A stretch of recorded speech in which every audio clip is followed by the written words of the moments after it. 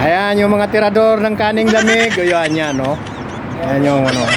Tapos dito sa taas, dangerous. Yan. So, yan mga guys. Yan yung kami nagkabit niyan, guys. Napakatuwid, napakaganda. Kaya sulit talaga ang alsahir dito sa amin. Kasi kami yung mga too much nice worker talaga dito sa aluminum glass. Yan, yan mga too much. Oh. So, papakita naman natin kung paano nilang buhatin yung ano nila mga katubag dyan. Oh, di mo, oh. Nangingisay-ngisay na, oh, sa bigat. Yan, yan. Tapos ilalapag yan ngayon.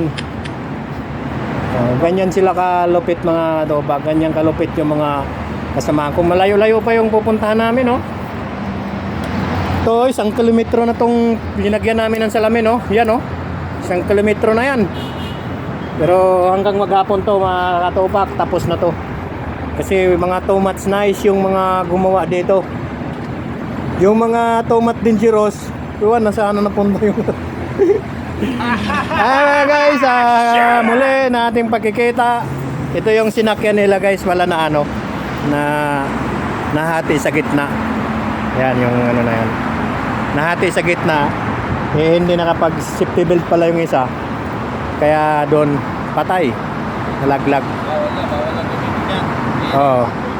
Ano, yun yung mga ano, nakita niyo yan guys. Yan. Sana ba yun? Yan sa gilid na yan. Yan yung mga gumagawa na yan, oh.